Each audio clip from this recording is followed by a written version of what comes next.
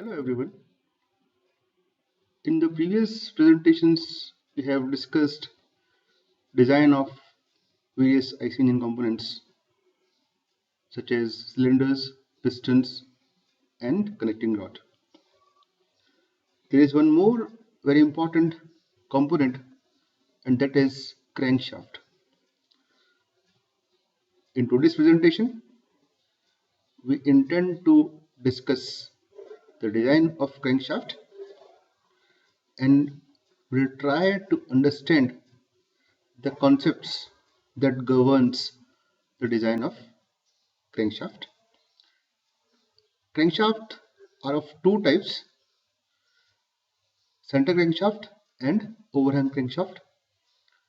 So we will limit our today's discussion on the design of center crankshaft, and will do design of overhang crankshaft in the next presentation.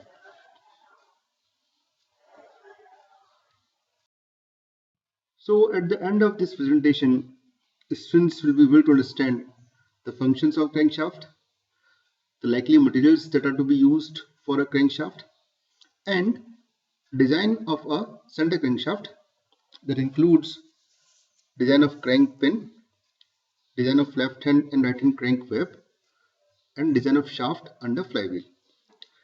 Let's start. If we talk about functions of crankshaft, a crankshaft converts the reciprocating motion of the piston into rotary motion through the connecting rod.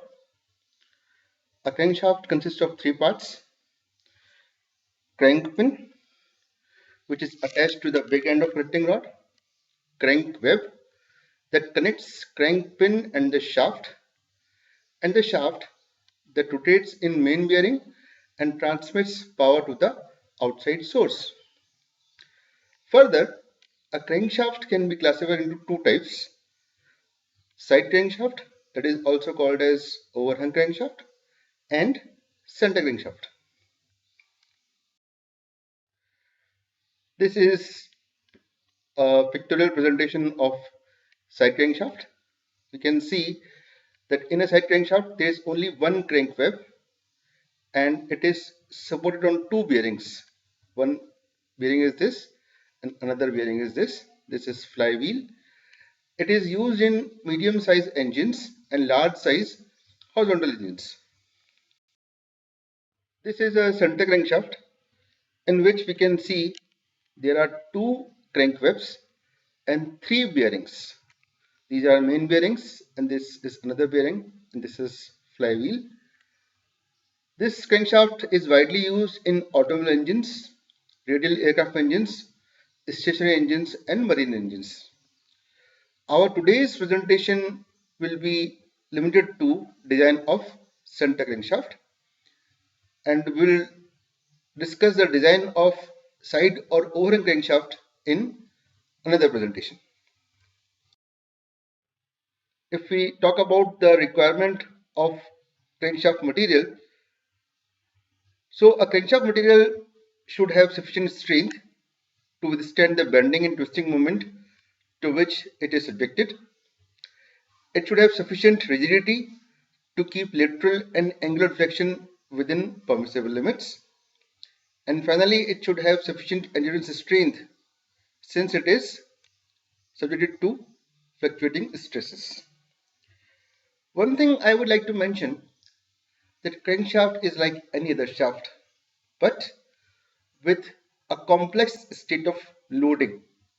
So the prerequisite of designing a crankshaft is we should have knowledge of how to determine the reactions and how to ensure that which load will create bending moment and which load will create twisting moment. If that is the case, then it will be easy to design a crankshaft. The popular material of crankshaft are plain carbon steel, that includes 40C8 with 0.4% carbon and 0.8% manganese, 45C8 and 50C4.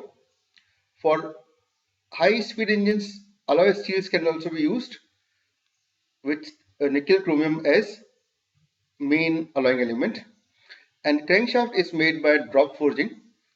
Reason being, crankshaft is subjected to fluctuating stresses, and the components that are made by forging methods, they have excellent resistance to the fatigue loading or fluctuating stresses.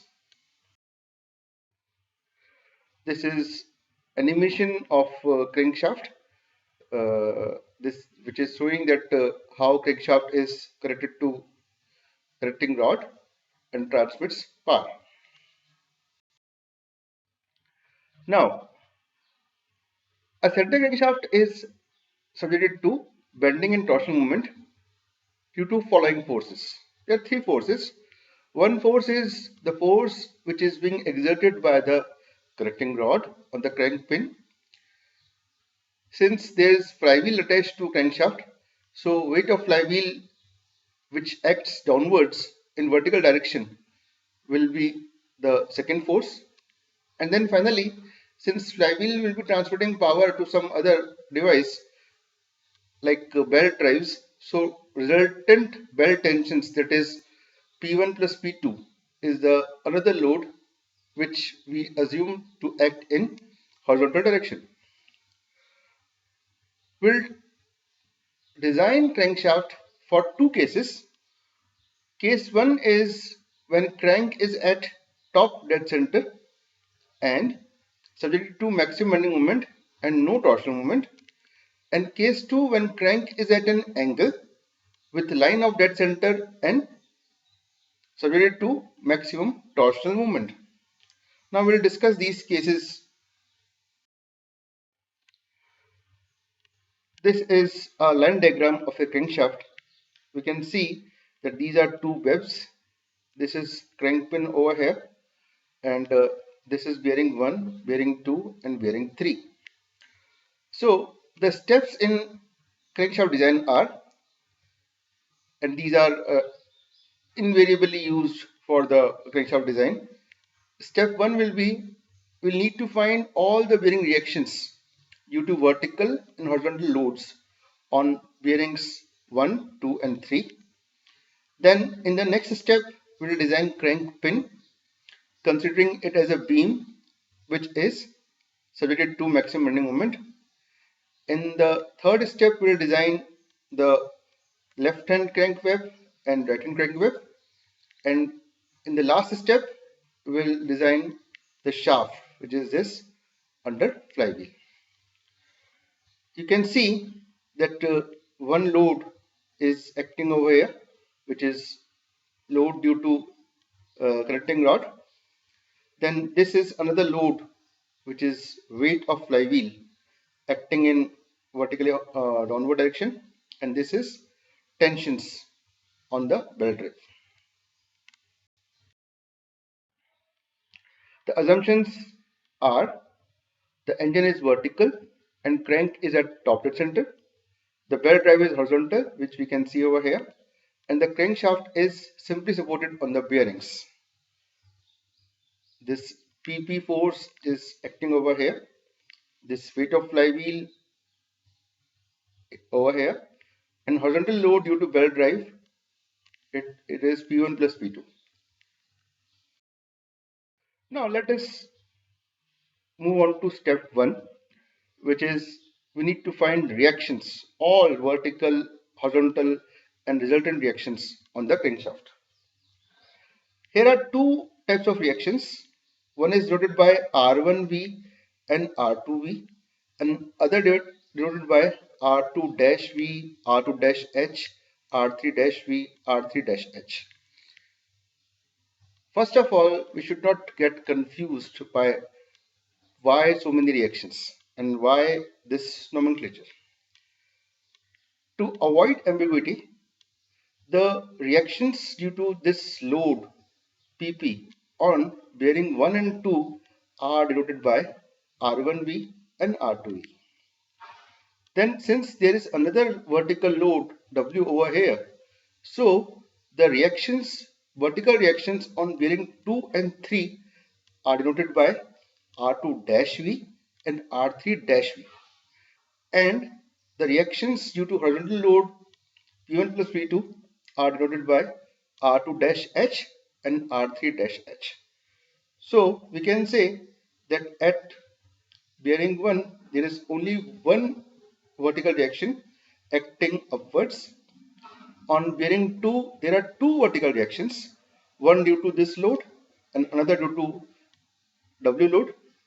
So they will be added, and there will be, besides vertical reaction, there is one more horizontal reaction, and at bearing 3 there is vertical as well as horizontal reaction. Now with the simple taking out moments from one end, we can find these reactions that we have done earlier also in when we have studied our shaft design. So these are the values of the vertical reactions and horizontal reactions. For example, the vertical reaction on bearing 1 and 2 will be given by PP, which is load, which is pi r 4 d square into P max into B2 over B. Now what is this B, B1 and B2? This B is simply distance between bearing 1 and bearing 2. If not given, we can assume this B as twice the diameter of piston. Then B1 and B2 we can assume to be equal. So if we take reaction, if we take moment about bearing 1, we can find R2V, and when we will take moments about bearing 2, we can find R1V. So these are simple, very simple formulas that we have used earlier also. So that way we can find the reactions. Now resultant reactions, as I have said, that at point 1 there is only one reaction which is vertically upward, so it is R1V. At point 2 there are vertical as well as horizontal reactions. So total vertical reaction is R2V plus R2-V, and horizontal reaction is R2-H, and at point 3 there will be vertical as well as horizontal reaction. I'll advise that students should do it themselves to make it more clear. Once reactions are being determined precisely, the rest of the work is not going to be that difficult. So we have find reactions up till now.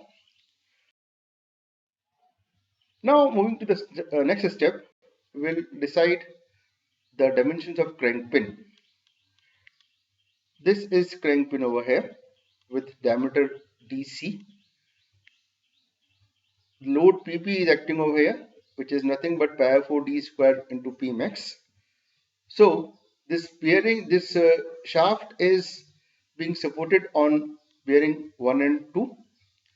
So moment at crankshaft is R1V, which is this into B1 at the central plane, and moment of inertia is, since the shaft is circular, pi dc is 4 by 64 and y is dc by 2. Using the simple equation m by I equals to sigma by y, we can find the only unknown in this, and that is dc. If we know the sigma permissible for the crank pin material, using these equations, R1 we have already found, so we can find what will be the diameter of crank pin. For length of crank pin, we can use this formula. PP equals to PB is bearing pressure and DC LC. PB is permissible bearing pressure. Since we know DC and all other are known parameters, only known left is LC, we can find what would be length of crank pin. Then we'll move on to left hand and right hand crank web. When the shaft is at top dead center, the loading is not severe. So both the dimensions of left hand crank web can be uh, taken identical due to balancing point of view also. Assuming that width as W and thickness as T, and assuming width as 1.14 times DC and thickness as 0.7 times DC, where DC is the diameter of crank pin, we can find the stresses and check whether they are within permissible limits or not.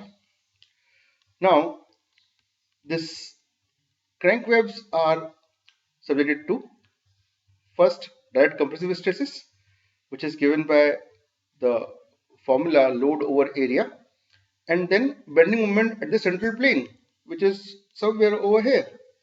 So bending moment is R1V, which is this, into B1, this B1 minus LC by 2 and minus T by 2.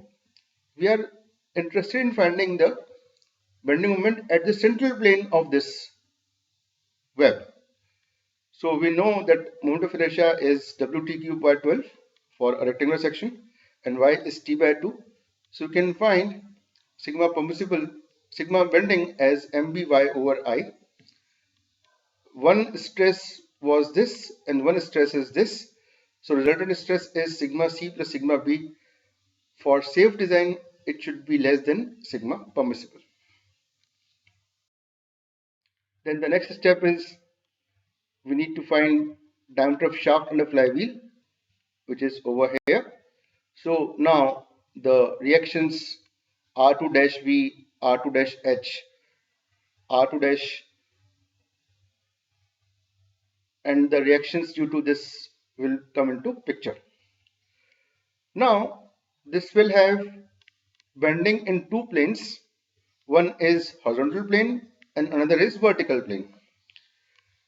C is the distance between bearing 2 and bearing 3, and we can assume C1 and C2 to be equal. So bending moment in the vertical plane is this reaction R3 dash V, which is this, the only vertical reaction at bearing 3 into C2, and bending moment in the horizontal plane is R3 dash H, again the only horizontal reaction into C2. So resulting bending moment will be the MBV square plus MBH square, using the same M by I as sigma by Y. The only unknown left over here is ds, which is diameter of shaft. So we can find, using these equations, the diameter of shaft. So in the previous slides, we have considered case 1 when we have assumed the crank is at top dead center.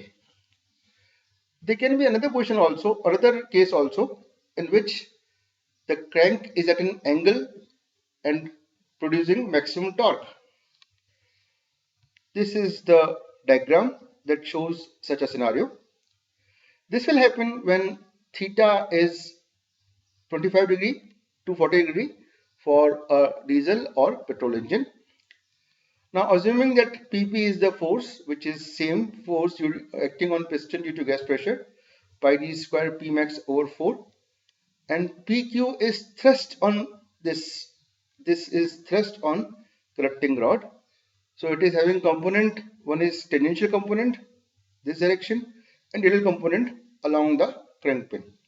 Now we are designing crankshaft. So these two components will be acting. Earlier it was only PP. Now it will have two components, PR and PT. And with this triangle, we can find what would be PR and PT using this equations. Again, we need to find, because loading has changed, we need to find bearing reactions. Using the same guidelines, we'll find the bearing reactions in this case also.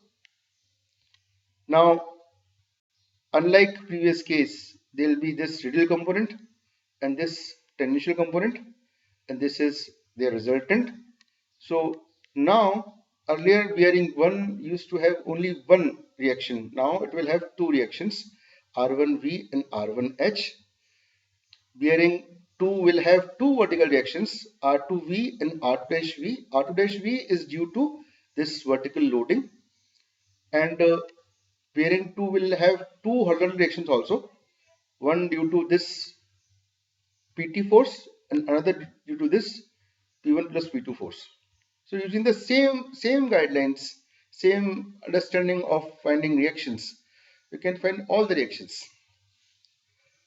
I must say that you must be finding that there are a whole lot of equations, but you will feel that there is some similarity in the pattern in which we find the reactions.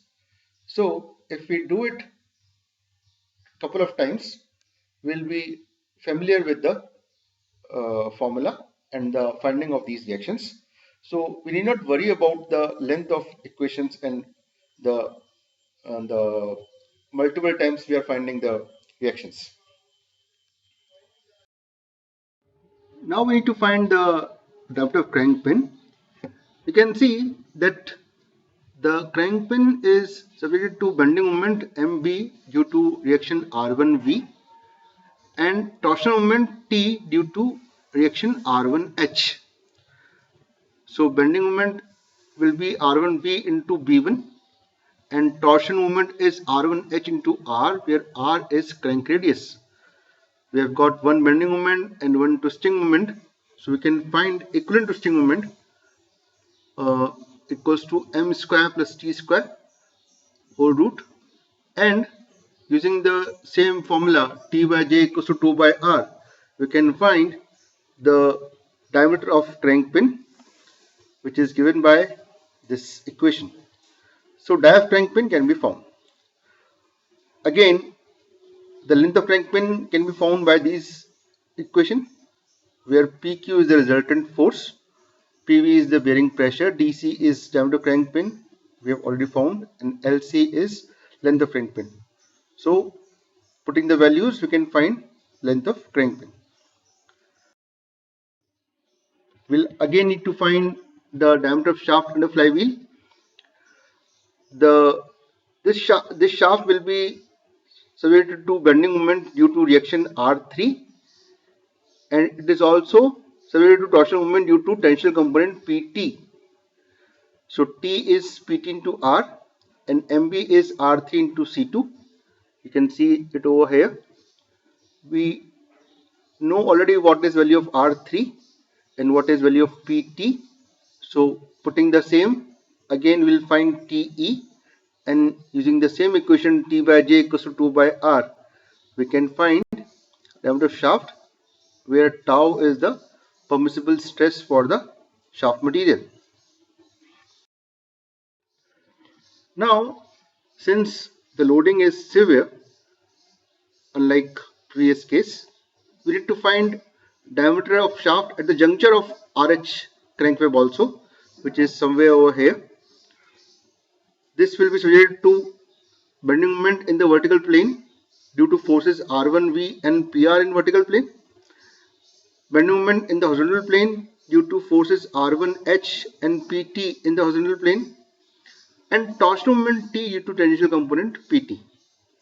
So using these equations, we'll find MBV, MBH and T.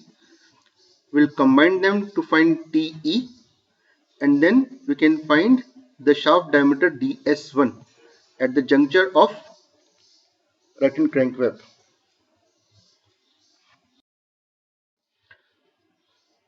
Now we'll move on to finding dimensions of right hand crank web. As earlier decided, we will take dimensions as thickness as 0.7 dc and width as 1.14 times dc, and we'll check whether the dimensions that we have assumed are suitable or not as per the stresses induced. So right hand crank web will be subjected to bending stress in vertical as well as horizontal plane due to PR and PT. Then there is also direct compressive stress due to real force PR and torsional shear stress.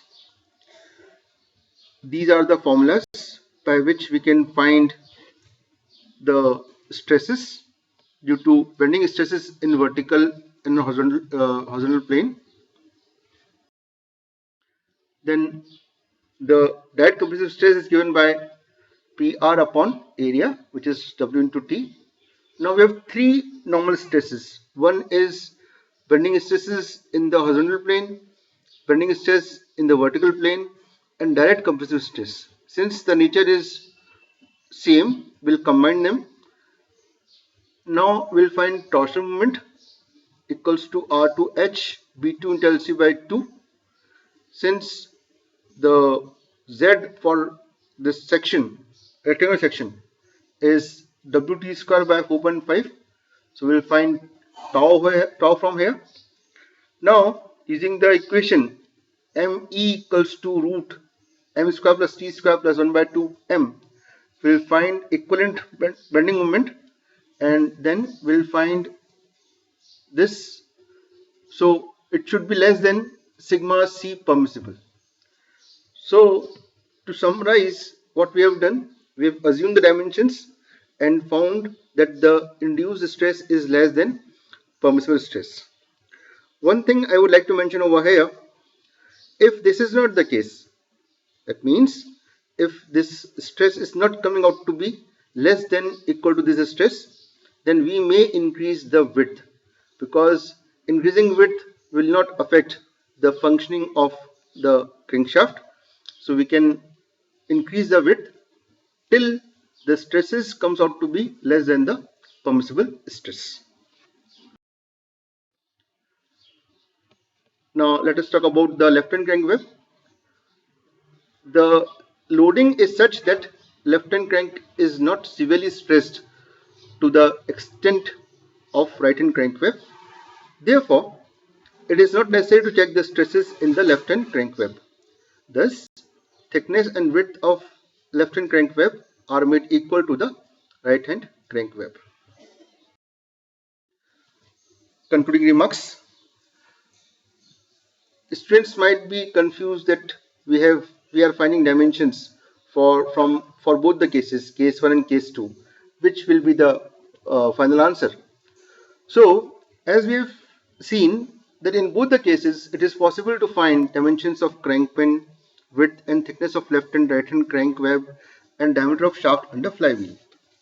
Since in actual working conditions crankshaft may acquire any position between TDC and BDC, the final dimensions of crank pin, width and thickness of left and right hand crank web, and diameter of shaft under flywheel shall be higher of the two values obtained in the above mentioned two cases. What does that mean? Say we have found the crank pin diameter using the crankshaft at TDC position and when crankshaft is at angle of maximum torque. So the approach which gives us higher of the two values, say from this case we found DC to be 25 mm and from this case we found DC to be say 35 mm. So we'll assume final dimension as 35 mm. We'll do the similar thing for other dimensions also, that is left and right hand crank web, diameter of shaft under flywheel and other parameters. In this presentation we discussed the design of center crankshaft. Students need not worry about the quantum of analysis. The most of the equations we'll find in the data book.